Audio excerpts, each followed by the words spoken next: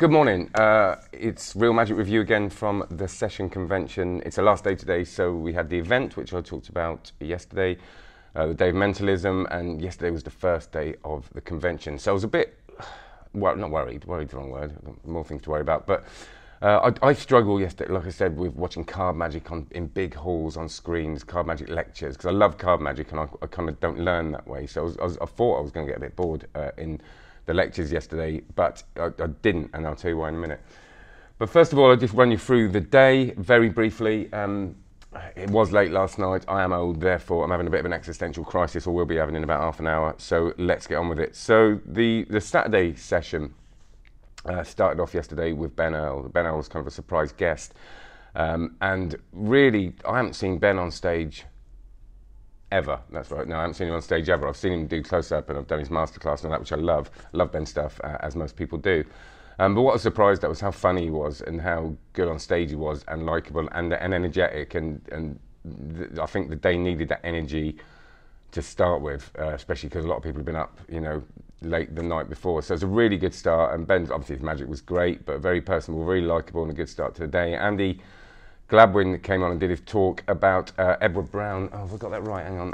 Edward G. Brown. Yeah. So Andy's brought this book out on Edward G. Brown, which is this kind of quite unknown magician from back in the day, who Vernon had an affiliation with.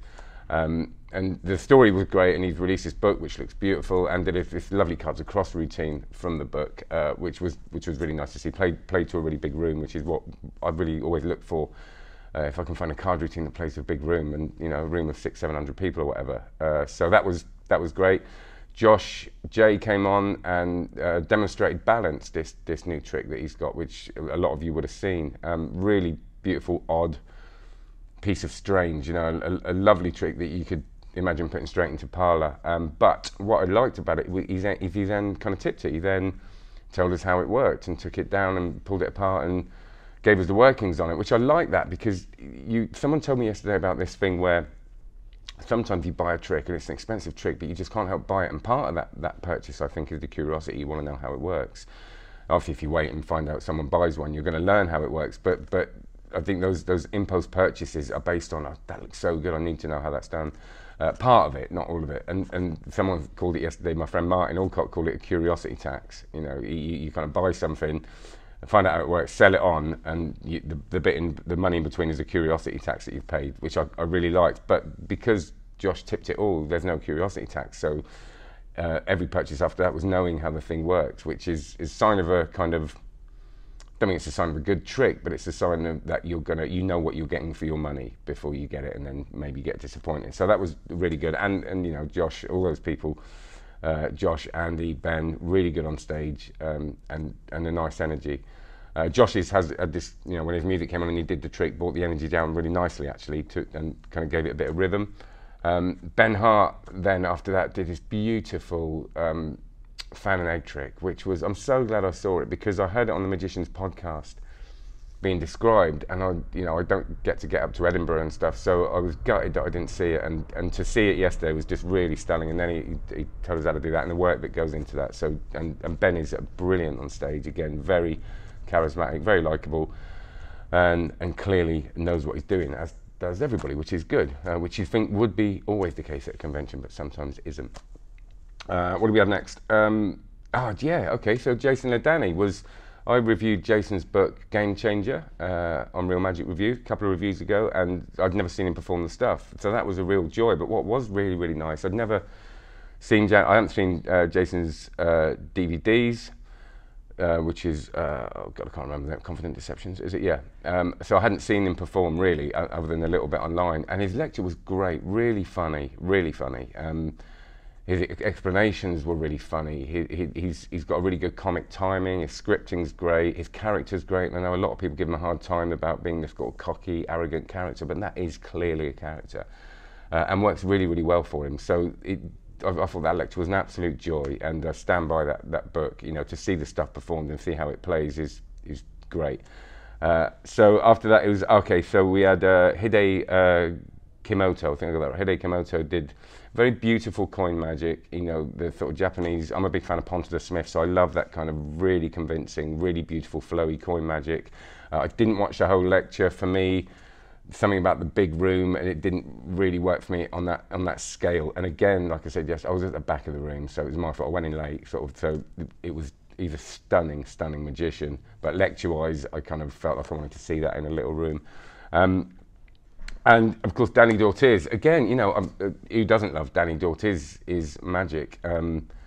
It's stunning, but I haven't seen him live for probably 4 or 5 years, and it was, even though it was amazing then, he was better this time, because just a bit funnier, the timing, the performance of it. You know, I thought it was going to get really, really technical, and it was actually the opposite. You know, his stuff he was doing on the classic force, psychological forces, was just so good. I mean, just as a little thing, this brilliant thing is when you're doing a classic force or something, just as they're going for it, you ask them a question, just like a sort of a side question, and it means that because they're thinking the question, they don't stop moving their hands, they don't think about the card they're taking, so they'll always take the card.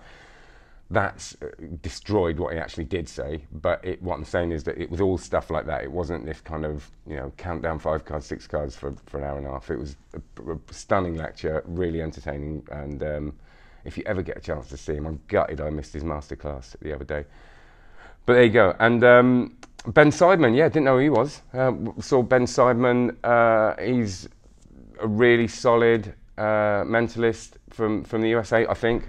Yes, he's from the USA. It's not Canada, is it? I always don't want to do that, make that mistake. But so if I've mistaken that, I apologise. But really, really solid show. A bit like I said about the show the night before. It's just good to see someone that has just got such a tight show, but also incredibly strong magic, with personality, with humour, very funny, and just really held the room for that. And it's nice, I think it's really nice to finish every day on a show, but not a show that's 4.5 hours long like it used to be at Blackpool, but a show that you can really get your teeth into, that doesn't grind you down with 28 acts.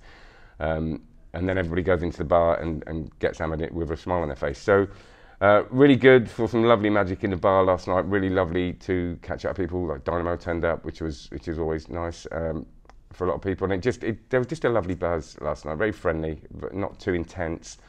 And I really recommend this convention. You know, if you've been thinking about it, you're not sure where to come, because you like me, in some conventions you find quite hard work. I really recommend the session. So that's it.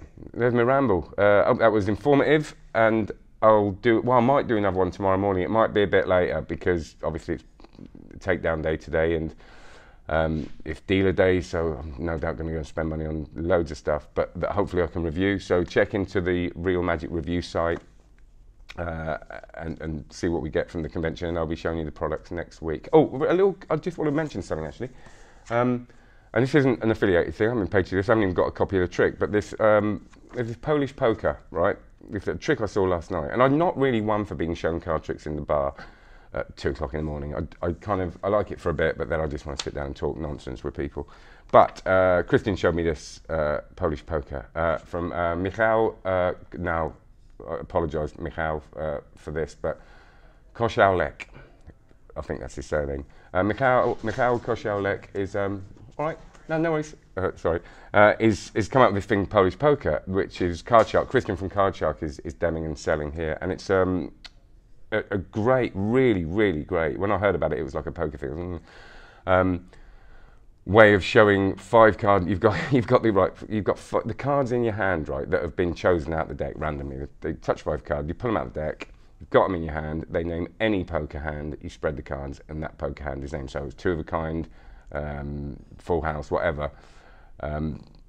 You literally, you're not fiddling with a deck after that. You spread it and you show them their card, which I thought was such a lovely direct thing. So I really think that's worth checking out. And I say not affiliated at all. I haven't even got a copy of the trick. I will hopefully review it, but if you are into your cards and you want that sort of quick direct thing, I really recommend having a look at that. Christian stuff is obviously very well made and beautiful as well. So yeah, so I thought I'd give that a mention, but have a good one.